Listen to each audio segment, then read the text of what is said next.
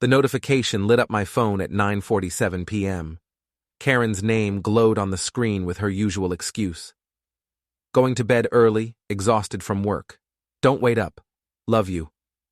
I stared at the message from my truck's driver's seat, parked across from the Starlite Motel. The same motel where I'd just watched my wife of 12 years walk out of room 237, adjusting her blouse and checking her lipstick in her phone's camera.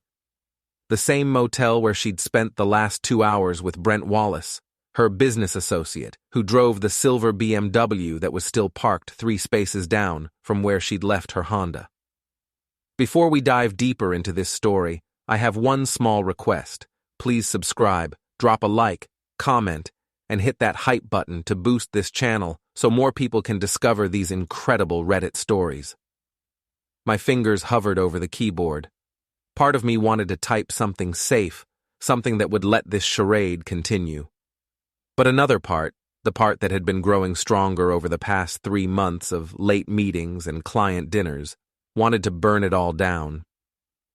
I typed back, "I know. I just saw you leave the Starlite Motel." The response was immediate. My phone started buzzing with her call.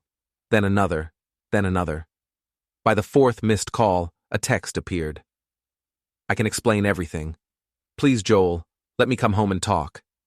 I turned off my phone and drove home to our 2-story colonial in Maplewood Heights, the house we'd bought when Karen got her promotion to marketing director at Pinnacle Solutions. The house where we'd planned to raise kids that never came, partly because Karen was always too busy with work, and partly because, as I now realized, she was too busy screwing around. I parked in our driveway and sat in the dark, watching Mrs. Holloway's curtains twitch in the house next door. She'd probably seen Karen leave earlier, just like she saw everything else that happened on our street. The woman was better than a security system. My phone buzzed with another text. "I'm coming home. We need to talk."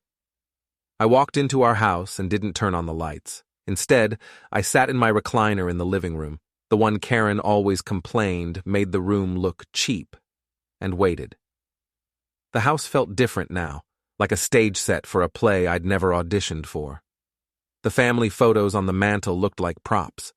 The wedding picture on the side table might as well have been a stock photo that came with the frame. 20 minutes later, her headlights swept across the front windows. I heard her key in the lock, heard her pause in the entryway. "Joel!" Her voice was shaky, uncertain. "Joel, are you here?" "Living room," I said without moving. She appeared in the doorway, silhouetted by the hallway light. Even in the dim lighting, I could see she'd been crying. Her mascara had left faint tracks down her cheeks, and her usually perfect hair was disheveled. "Baby, I can explain." "Can you?" I leaned forward, elbows on my knees. "Because I'm really curious how you're going to explain the spreadsheet." Her face went white. "What spreadsheet?" "The one on your laptop. The one where you tracked your meetings with Brent. Dates, times, locations. You even rated the motels, Karen. The Starlight got 3 stars. The Riverside Inn got 4 because of the jacuzzi tub." She sank onto the couch across from me, her purse sliding off her shoulder onto the floor. "You went through my laptop?" "Your laptop that you left open on the kitchen counter? The one with the password that's our anniversary date?" I laughed, but there was no humor in it. "Though I guess that date doesn't mean much to you anymore." "Joel, please. It's not what you think." "It's not what I think?" I stood up and walked to the window, looking out at our perfectly manicured front yard. "What I think is that my wife has been having an affair for the past 8 months. What I think is that she's been using her best friend Lisa to provide alibis. What I think is that she's been laughing about it with her lover, calling me boring and predictable." I turned back to face her. She was crying harder now, but I felt nothing. No sympathy, no urge to comfort her. Just a cold, calculating anger that surprised me with its clarity. "The text messages were particularly enlightening," I continued. "Especially the ones where you and Brent discussed how stupid I am, how I never notice anything, how I'm too trusting. I never said those things." Joel is so predictable. Same routine every day. He has no idea what he's missing. I recited from memory. Sometimes I think he wouldn't notice if I brought Brent home and fucked him in our bed. She flinched like I'd slapped her. I was just venting. I didn't mean... You didn't mean it? My voice was getting louder. You didn't mean it when you told him you were only staying married to me until you got your next promotion? You didn't mean it when you said I was sexually boring and that Brent made you feel alive again? Karen buried her face in her hands. I'm sorry. I'm so sorry, Joel. It just happened. I never meant for it to go this far. 8 months, Karen. 8 months of planning and scheming and lying. That doesn't just happen. She looked up at me with red, swollen eyes. What do you want me to say? What do you want me to do? I want you to pack a bag and get out of my house. Your house? Her tears stopped abruptly. This is our house, Joel. I pay half the mortgage. Actually, you don't. I walked over to the side table and picked up a folder I'd prepared earlier. See, when I found your little spreadsheet, I decided to do some research of my own. Turns out, when someone commits adultery, it affects asset division in a divorce. I opened the folder and pulled out a document. I also found this interesting email where you discussed leaving me for Brent once you got your promotion. Planning to abandon the marriage for financial gain is also legally relevant. Karen's face went from pale to gray. You can't do this. Can't do what? Protect myself from a cheating wife who's been planning to leave me anyway? I set the folder back down. I've already talked to a lawyer, Karen, a very good lawyer who specializes in adultery cases. She stood up, anger replacing the tears. You bastard. You self-righteous bastard. Do you think you're perfect? Do you think you're some prize? No, I said calmly, but I'm not a cheater, and I'm not stupid despite what you and Brent think. Brent was right about you. You are boring. You're predictable and boring and faithful, I interrupted. Don't forget faithful. She grabbed her purse and headed for the stairs. I'm getting some clothes. Take what you need for a few days. We'll sort out the rest later. As she stomped up the stairs, I opened her laptop again. The spreadsheet was still there, along with dozens of emails, photos, and text message screenshots. But there was something else I'd found, buried in a hidden folder. Something that made this betrayal even worse than I'd initially thought. Bank statements, credit card bills, receipts. Karen hadn't just been cheating on me. She'd been using our joint credit card to pay for her affair. Hotel rooms, dinners, gifts for Brent.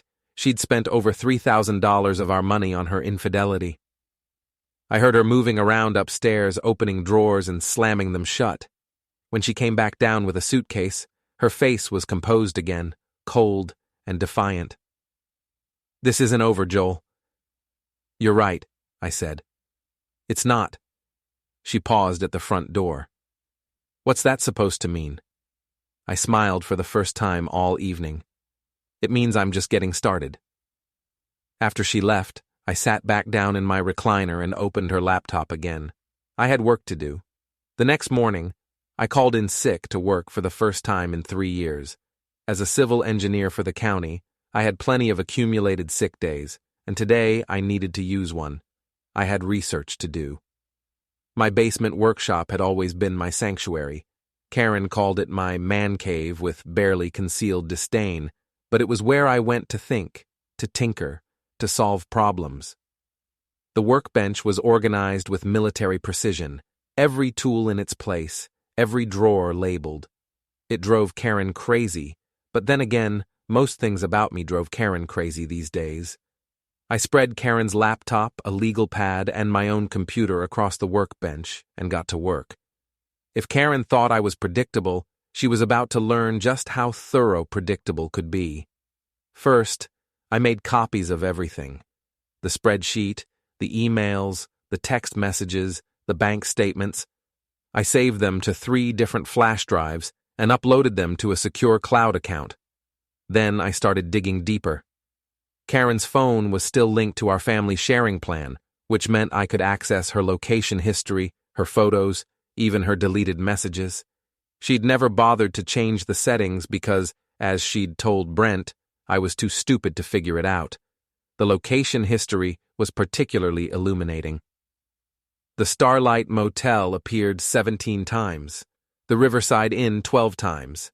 But there were other locations too, restaurants where she'd told me she was having client meetings, bars where she'd claimed to be networking, even Brent's downtown condo. I was 3 hours into my research when my phone rang. Red Kowalski, my work partner and the closest thing I had to a best friend. "Joel, you sick? You never call in sick." "Just need a day," I said. "Personal stuff." "Everything okay with Karen?" I paused. Red had never liked Karen much, though he'd never said so directly. He had a way of asking about her that suggested he was just being polite. "Actually, Red, everything's not okay with Karen. She's been having an affair." Silence on the other end. Then, "Shit, man. I'm sorry. You sure?" "Caught her red-handed. Well, actually, I caught her leaving a motel room with the guy." "Jesus! What are you going to do?" "I'm working on that. Can you do me a favor?" "Name it." "Can you swing by after work? I could use a friend right now, and I might need some help with a few things." "I'll be there at 5:30. Red was exactly the kind of friend everyone needed. Loyal, practical, and completely without judgment. He was also handy with electronics, having spent 4 years in the Navy working on communication systems before joining the county engineering department. I spent the rest of the day cataloging Karen's infidelity. By the time Red arrived with a 6-pack of beer and a bag of takeout from Murphy's Deli, I had a comprehensive timeline of the affair, complete with locations, dates, and financial records. "Holy shit," Red said, looking over my shoulder at the laptop screen. "She kept a spreadsheet?" 3-star rating system for the motels," I said, taking a swig of beer. "Very thorough." "And she used your joint credit card?" "For everything. Hotels, dinners, gifts. She even bought him a watch for his birthday, a $400 watch." Red shook his head. "That's cold, man. That's really cold."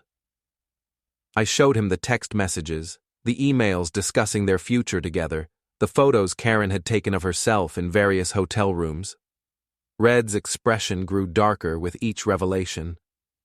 "What's your plan?" he asked finally. "I'm still working on that. But I know I'm not going to just roll over and take it. She thinks I'm boring and predictable? Fine. Let's see how she likes a little unpredictability." Red grinned. "What do you need from me?" "Well, you still have that old phone you use for hunting trips? The one with the good camera?" "Yeah, it's in my truck." "And you still remember how to clone phone signals from your Navy days?" His grin widened. "I might remember a thing or two." We spent the next 2 hours setting up what Red called Operation Payback. First, we cloned Karen's phone signal to the old hunting phone, which would let us monitor her calls and texts in real time. Then we installed tracking software on her laptop that would alert us whenever she accessed certain files or websites. "This is some serious spy shit," Red said, admiring our handiwork. "Your wife has no idea what she's dealing with." "Ex-wife," I corrected. "She just doesn't know it yet." Around 9 o'clock, Mrs. Holloway knocked on my front door. She was holding a casserole dish and wearing the concerned expression she reserved for neighborhood crises. "Joel, dear, I hope you don't mind me stopping by. I noticed Karen left with a suitcase last night, and I wanted to make sure everything was all right." Mrs. Holloway was 73 years old and had lived next door for the past 15 years. She knew everyone's business on the street, but she was discreet about it unless she thought someone needed help. "That's very kind of you. Mrs. H. Karen and I are having some problems." She nodded knowingly. "I thought something was going on. She's been leaving at odd hours lately, all dressed up. And that man in the silver car has been by several times when you were at work." My heart skipped. "What man?" "Tall fellow, dark hair, always wearing expensive suits. He'd pick her up in that fancy BMW. I thought maybe he was a work colleague, but... She shrugged. Well, it seemed strange. How long has this been going on? Oh, months now. Since last spring, I'd say. I probably should have mentioned it, but I didn't want to cause trouble if it was innocent.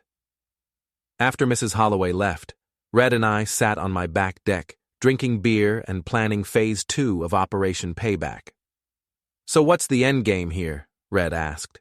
You want to just expose her, or are you thinking bigger? Bigger, I said. She humiliated me, Red. Made me look like a fool. Used my money to finance her affair.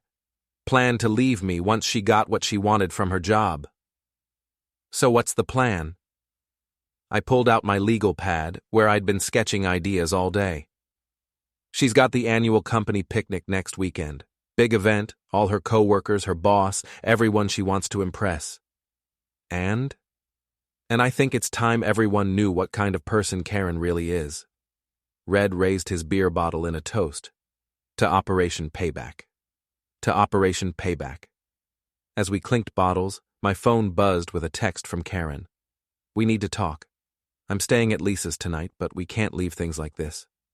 I showed the message to Red. He laughed. She's staying at Lisa's? The same Lisa who's been helping her cover up the affair? The very same. You going to respond? I typed back, nothing to talk about. My lawyer will be in touch. Her response was immediate. Don't be like this, Joel. We can work this out. I turned off my phone without responding. Karen was about to learn that boring, predictable Joel was full of surprises. The Maplewood Heights Summer Festival was the social event of the year for our little suburb. Every August, the whole community gathered in Riverside Park for 3 days of food trucks, live music, and the kind of small-town socializing that made Karen cringe. She usually found excuses to avoid it, claiming she was too sophisticated for small-town nonsense. This year, however, she'd be the main attraction. I spent the week leading up to the festival preparing my surprise. Red helped me set up a wireless network that would allow me to airdrop files to any iPhone within range. We tested it at the local coffee shop, successfully sending a funny meme to a dozen strangers who had their airdrop settings open. Most people never bothered to change the default settings, which made them perfect targets. I also did some additional research on Brent Wallace. Turns out he wasn't quite the successful businessman he pretended to be. His IT consulting firm was 3 months behind on rent, he'd been sued twice by former clients, and his BMW was actually leased through a company that specialized in helping people with poor credit look successful. But the most interesting discovery was that Brent was married. His wife lived in Portland, where she thought he was working on a long-term contract. According to his social media, they'd been married for 6 years and had 2 young children. I saved that information for later. First, I had a festival to attend. Saturday morning dawned bright and clear. Perfect weather for a community gathering. I dressed in my usual weekend attire, jeans, polo shirt, baseball cap, and walked the 6 blocks to Riverside Park. The festival was already in full swing, with families setting up picnic blankets and kids running between the various booths and games. I spotted Karen almost immediately. She was standing near the main stage with Lisa and several other women from her office, dressed in designer jeans and a silk blouse that probably cost more than most people spent on groceries in a month. She looked nervous, constantly checking her phone and scanning the crowd. She saw me about the same time I saw her. Our eyes met across the crowded park, and I gave her a friendly wave. She said something to Lisa, who immediately looked in my direction with obvious hostility. I bought a cup of coffee from the Methodist church booth and found a spot on a picnic table where I could observe the crowd. Red arrived a few minutes later, carrying a large backpack that contained our equipment. "You ready for this?" he asked, sitting down beside me. "More than ready." At exactly noon, when the crowd was at its largest, I activated our wireless network. Within minutes, I was connected to 43 phones with open airdrop settings. I sent the first file, a video I'd compiled from Karen's own photos and text messages, set to music and edited like a movie trailer. The The reactions were immediate and exactly what I'd hoped for. People started looking at their phones, then looking around the crowd, then showing their phones to their friends. Within 5 minutes, half the festival had seen the video. I watched Karen's face as the whispers started. At first, she looked confused, then concerned, then panicked as she realized what was happening. Lisa grabbed her arm and said something urgent. Karen pulled out her phone, probably trying to figure out how to stop the spread of the video, but it was too late. In the age of social media, information moved faster than wildfire. Brent arrived just as the crowd was reaching peak gossip mode. He was dressed in his usual expensive suit, completely inappropriate for a community festival, and he looked around the crowd with the kind of disdain that immediately marked him as an outsider. He found Karen near the food trucks, where she was trying to have a heated conversation with Lisa while pretending to smile for the benefit of anyone watching. I couldn't hear what they were saying, but their body language told the story clearly enough. That's when I sent the second file. This one was just audio, a recording I'd made from Karen's phone of a conversation between her and Brent where they discussed their plans to humiliate me at the company Christmas party. They'd planned to have Brent show up as Karen's date, introducing him as her friend and watching me squirm. The audio file was accompanied by a simple text message. Karen Whitfield and Brent Wallace have been having an affair for 8 months, using community funds from Pinnacle Solutions to pay for hotel rooms. This recording was made on July 15th. I'd made up the part about community funds, but it sounded plausible enough to get people's attention. The crowd's mood shifted from amused gossip to genuine anger. Several people started taking photos of Karen and Brent, who were now standing together near the main stage, clearly arguing about something. That's when Brent made his mistake. He spotted me sitting on the picnic table and decided to confront me directly. "You son of a bitch," he said, striding over with his chest puffed out like some kind of alpha male display. "What the hell do you think you're doing?" I stood up slowly, very aware that half the festival was watching us. "I'm enjoying the community festival, Brent. Beautiful day, isn't it? You know what I'm talking about. That video, those messages, you're going to destroy that woman's reputation." "I'm not destroying anything," I said calmly. "I'm just sharing information that people might find interesting. This is harassment. I could have you arrested." Red stood up beside me, and I noticed several other men from the crowd moving closer. Brent might have been dressed like a successful businessman, but he was clearly outnumbered and out of his element. "Arrested for what?" I asked. "Sharing my own wife's text messages? Showing people videos she took herself?" "Ex-wife," Brent corrected, trying to regain some authority. "Karen's leaving you, in case you hadn't figured that out." "Actually," I said, pulling out my phone, "I have something else that might interest you." I showed him a photo of a woman and 2 young children. "Nice family, Brent. Your wife is very pretty. I wonder what she'd think about your relationship with Karen." His face went white. "You wouldn't." "Wouldn't what? Share information? Isn't that what you just accused me of doing?" The crowd had grown larger, and I could see Karen pushing through the people, trying to reach us. Her face was flushed with anger and embarrassment. "Joel, stop this right now," she said when she finally reached us.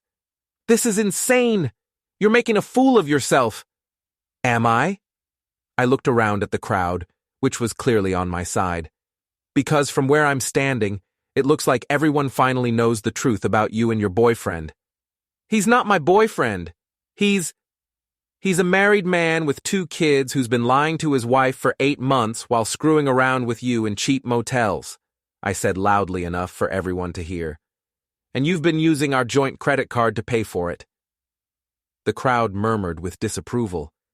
Karen looked around desperately, realizing that her reputation in the community was completely destroyed. "You bastard," she hissed. "You'll pay for this." "Will I?" I smiled. "Because I'm pretty sure I'm not the one who's going to have trouble showing my face around here anymore." Brent grabbed Karen's arm. "Come on, let's get out of here." As they pushed through the crowd toward the parking area, people started applauding. Actually applauding. Mrs. Holloway appeared beside me and patted my arm. "Good for you, dear," she said. "That woman never deserved you." Red grinned and slapped me on the back. Phase 1 complete. Phase 1? Oh, we're just getting started. Monday morning brought the consequences I'd been hoping for. Karen's boss, Margaret Chen, called me at 7:30 a.m. "Joel, I'm sorry to bother you so early, but I need to ask you about something. There are some serious allegations circulating about Karen and one of our contractors." "What kind of allegations?" "Well, there's a video making the rounds that suggests she's been having an inappropriate relationship with Brent Wallace, who's been working on our IT upgrade project. There are also questions about expense account irregularities. I'd been hoping someone would make that connection. I'm not sure what I can tell you, Margaret. Karen and I are separated, and I'm trying to stay out of her business affairs." "I understand, but if there's any truth to these allegations, it could affect the company. We have strict policies about relationships with contractors, especially when it involves company resources. I think you should probably talk to Karen about that." "I plan to. She's not in the office yet, but I've asked her to come in for a meeting this afternoon." After Margaret hung up, I called my lawyer, David Morrison, to update him on the weekend's events. "Jesus, Joel, you really went nuclear, didn't you? Is there anything illegal about what I did?" "No. Everything you shared was either your property or public information, but you've definitely burned some bridges." "Good. I want those bridges burned. What's your next move?" "I'm thinking about paying a visit to Brent's wife." David was quiet for a moment. "That could get complicated. You sure you want to open that door? She deserves to know what her husband's been doing. Just be careful, and don't do anything that could be construed as harassment." I spent the morning at work, trying to focus on a drainage project for the new shopping center, but my mind kept wandering to Karen and Brent. Around lunchtime, Red stopped by my office. "You hear from your wife today?" "Ex-wife. And no, but her boss called this morning. Apparently there are questions about expense account irregularities." Red laughed. "You mean the part where she used company money to pay for her affair?" "I may have exaggerated that part slightly." "Slightly?" "Okay, I completely made it up, but it got people's attention. You're diabolical, man. I love it." That afternoon, I drove to Portland.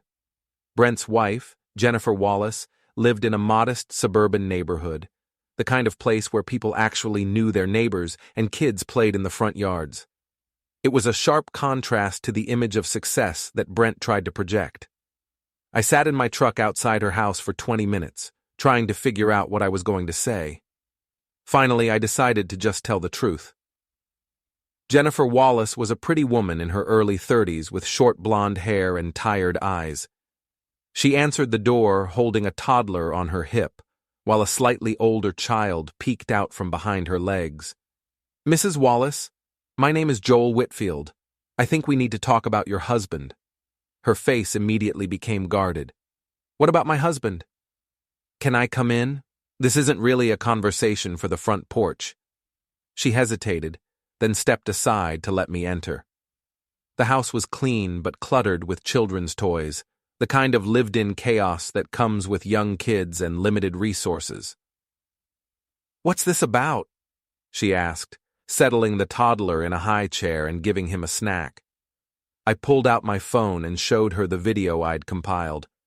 "Your husband has been having an affair with my wife for the past 8 months." She stared at the screen, her face going pale as she watched the images of Brent and Karen together. When the video ended, she was quiet for a long moment. "I knew something was wrong," she said finally. "He's been traveling so much, and when he is home, he's distant, always on his phone, always making excuses. I'm sorry to be the one to tell you this." She laughed bitterly. "Are you? Because you could have just divorced your wife quietly. You didn't have to come here and destroy my life too." "Your life was already destroyed," I said gently. I just gave you the information you needed to understand why. She was crying now, but trying to hide it from her children. What am I supposed to do with this? I'm a stay-at-home mom with 2 kids and no job. I can't just leave him. You can't stay with him either. Not now that you know. She wiped her eyes with the back of her hand. Why did you really come here? What do you want from me? I want you to know that you're not alone. And I want you to know that your husband isn't the successful businessman he pretends to be. His company is failing, his car is leased, and he's been using my wife's credit cards to finance his lifestyle. I left her my phone number and told her to call if she needed anything. As I drove back to Maplewood Heights, I felt a mixture of satisfaction and guilt. Jennifer Wallace was an innocent victim in all of this, but she deserved to know the truth about her marriage. When I got home, there was a message on my answering machine from Karen. Joel, we need to talk. I lost my job today, and I know you're behind it. This has gone too far. Call me. I deleted the message without calling her back. She was right about one thing. I was behind it. And it was just the beginning. The Rusty Anchor was the kind of bar where working-class people went to drink beer, watch sports, and complain about their jobs. It wasn't the kind of place Karen would normally be caught dead in, which made it perfect for what I had planned. I'd been spreading the word all week that I'd be at the Anchor on Friday night, buying drinks for anyone who wanted to hear my side of the story. It was a calculated move. I knew Karen would show up, and I knew she'd bring Brent for moral support. By 8 o'clock, the bar was packed with people I'd known for years. Red was there, of course, along with several guys from work, some neighbors, and even Mrs. Holloway, who'd never set foot in a bar in her life, but didn't want to miss the show. Karen and Brent arrived at 8:30, both looking like they'd rather be anywhere else.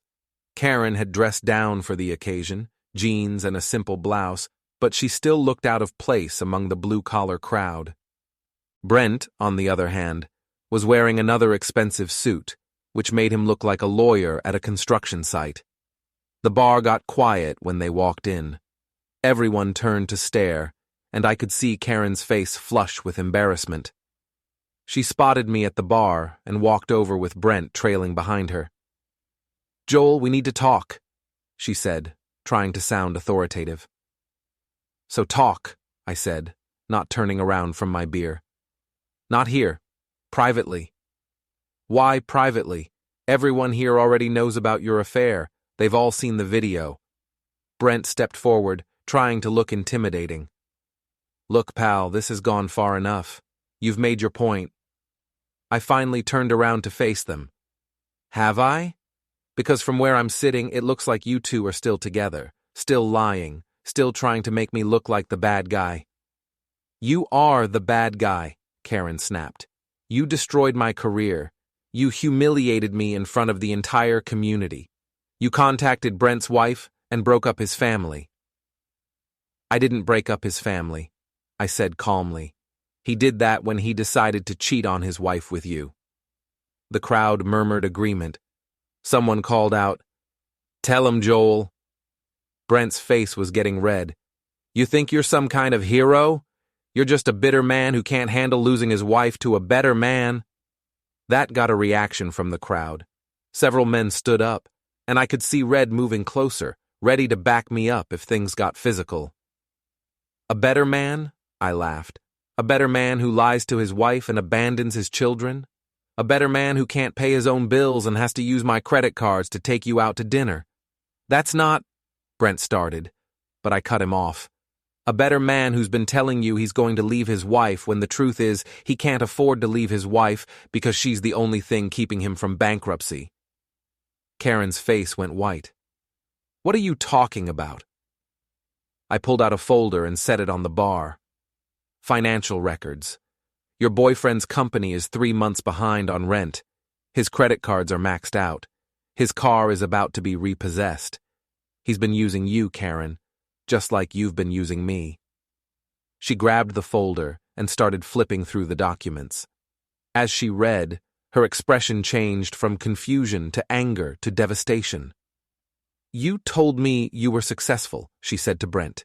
You told me you were going to take care of me. I am successful, he protested. This is just a temporary setback. Temporary, I laughed. Your company hasn't had a paying client in 6 months. The only reason you got the contract with Pinnacle Solutions was because you were sleeping with their marketing director. The crowd was loving this. Someone started a slow clap, and others joined in. Karen looked around the bar with tears in her eyes, finally realizing that she'd been played by both of us. You bastard, she said to me. You planned all of this. I planned to protect myself from a cheating wife, I said. Everything else was just bonus. That's when Brent made his second mistake of the evening. He grabbed my shoulder and spun me around. You son of a bitch, you think you're so smart? I didn't let him finish. I grabbed his wrist, twisted it behind his back, and slammed him face first onto the bar. The crowd erupted in cheers. Touch me again, I said quietly, and I'll break your arm. I let him go, and he stumbled backward, his suit jacket torn and his face flushed with humiliation. The bartender, a guy named Tommy who'd known me for years, leaned over the bar. I think you two need to leave, he said to Karen and Brent. This is a neighborhood bar, and you're not from the neighborhood. As they headed for the door, Karen turned back to me one last time. This isn't over, Joel. You're right, I said. It's not. After they left, the bar exploded in celebration. People bought me drinks, slapped me on the back, and told me stories about their own cheating exes. Mrs. Holloway, who'd been nursing a single glass of white wine all evening, came over and hugged me. I'm proud of you, dear, she said. You handled that with class. Red laughed. Class? He just body-slammed the guy onto the bar. Sometimes class requires a firm hand, Mrs. Holloway replied primly. Around midnight, as the crowd was starting to thin out, my phone buzzed with a text message. It was from Jennifer Wallace. I confronted Brent tonight. He admitted everything. I'm filing for divorce tomorrow. Thank you for telling me the truth.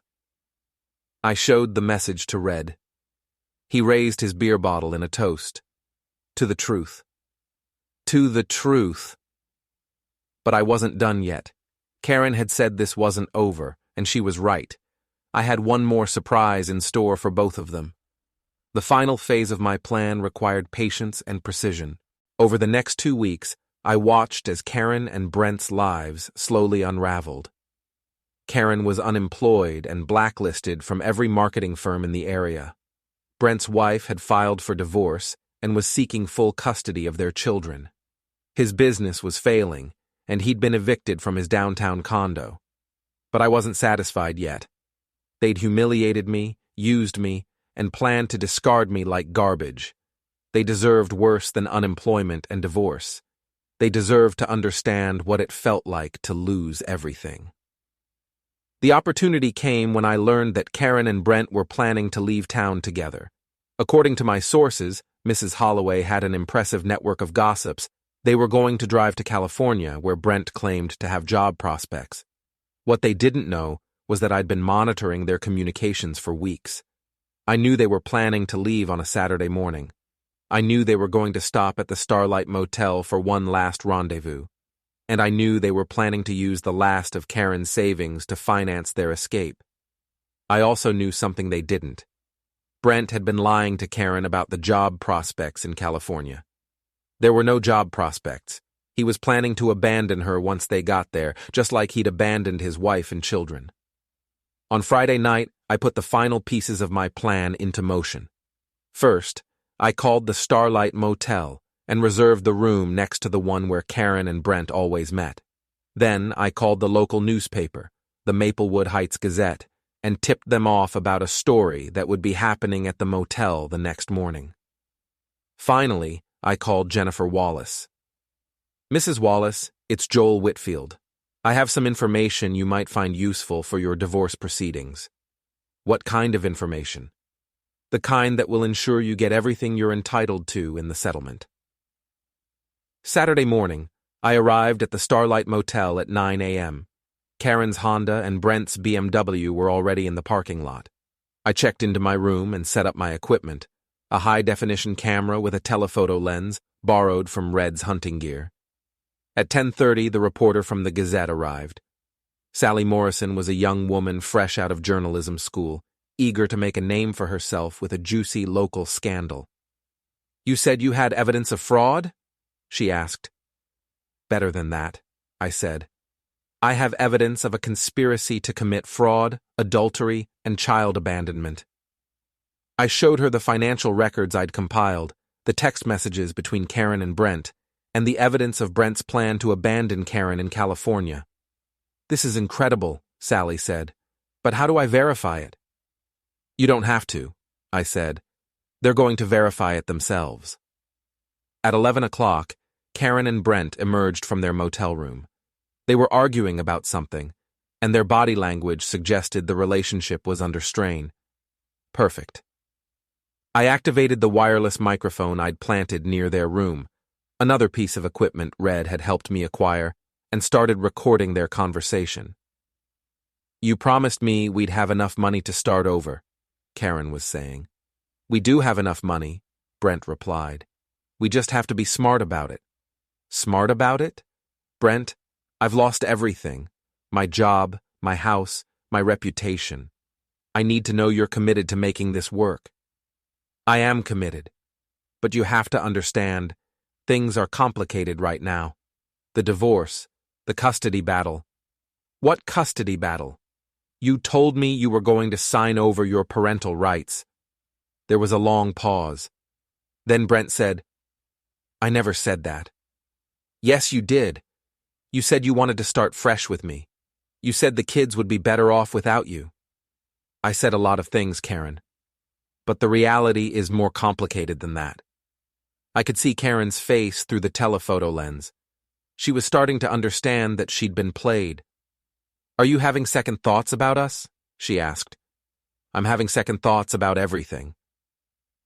That's when Sally Morrison stepped out from behind a car with her camera rolling. "Mr. Wallace, Mrs. Whitfield, I'm Sally Morrison from the Maplewood Heights Gazette. I'd like to ask you some questions about your relationship and its impact on the community." Karen's face went white. Brent immediately tried to cover his face with his hands. "No comment," he said, heading for his car. "Mr. Wallace, is it true that you've been using Mrs. Whitfield's credit cards to finance your failing business? That's ridiculous. Is it also true that you're planning to abandon your wife and children to start a new life in California?" Brent stopped walking. "Who told you that?" "Is it true?" Karen was staring at Brent with a look of dawning horror. "You're planning to abandon me too, aren't you?" "Karen, let's discuss this privately." "No!" she screamed. "I want to discuss it right here, right now. Are you planning to leave me in California?" The reporter kept filming as their relationship imploded in real time. Brent finally admitted that he'd never intended to stay with Karen long term. Karen responded by slapping him across the face so hard the sound echoed across the parking lot. "You son of a bitch," she sobbed. "I gave up everything for you." "You gave up everything because you got caught," Brent shot back. "Don't blame me for your mistakes." That's when I stepped out from behind my car. "Actually," I said, "you can blame him for quite a lot." They both turned to stare at me. Karen's face was streaked with tears and mascara. Brent looked like he was about to have a heart attack. "Hello, Karen. Brent." I nodded to each of them politely. "Beautiful morning, isn't it?" "You," Karen whispered. "You set this up." "I set up a lot of things," I said. "But I didn't set up your affair. I didn't set up Brent's lies about his finances. And I certainly didn't set up his plan to abandon you in California." I pulled out a folder and handed it to Sally Morrison. "This contains financial records showing that Mr. Wallace has been using Mrs. Whitfield's money to pay his business debts while lying to her about his intentions. It also contains text messages between Mr. Wallace and his business partner discussing their plan to dump the crazy bitch once they reached California." Karen snatched the folder from Sally and started reading. With each page, her face got redder and her breathing got more labored. You were never going to stay with me, she said to Brent. This was all just another con. Karen, I can explain. Explain what? How you've been lying to me for months? How you were planning to steal my money and leave me stranded? She turned to me with pure hatred in her eyes. And you orchestrated all of this. You destroyed my life just to get revenge. I didn't destroy your life, Karen. You destroyed your life when you decided to cheat on your husband with a con man. I just made sure everyone knew about it. Sally Morrison was getting all of this on camera, and I could see her excitement growing as she realized she was documenting the story of the year for the Gazette. Mrs. Whitfield, do you have any comment about the impact your affair has had on the community? Karen looked around the motel parking lot, taking in the reporter, the camera, and the small crowd of onlookers who'd gathered to watch the drama unfold. Her shoulders sagged as she realized her humiliation was complete. I want to go home, she said quietly. You don't have a home, I reminded her. Remember? You left me for him. She looked at Brent, who was trying to sneak away to his car. Brent, wait. We can work this out. No, Karen, we can't. This is over. You can't just leave me here. Watch me. Brent got in his BMW and drove away, leaving Karen standing alone in the motel parking lot with her suitcase and her shattered dreams. Sally Morrison turned off her camera and approached me. This is going to be front-page news. I hope so, I said. People should know what happens when you lie, cheat, and steal. As I drove away from the Starlite Motel for the last time, I felt a sense of closure I hadn't experienced in months. Karen was unemployed, homeless, and abandoned by the man she'd given up everything to be with. Brent was facing divorce, bankruptcy, and public humiliation. And me?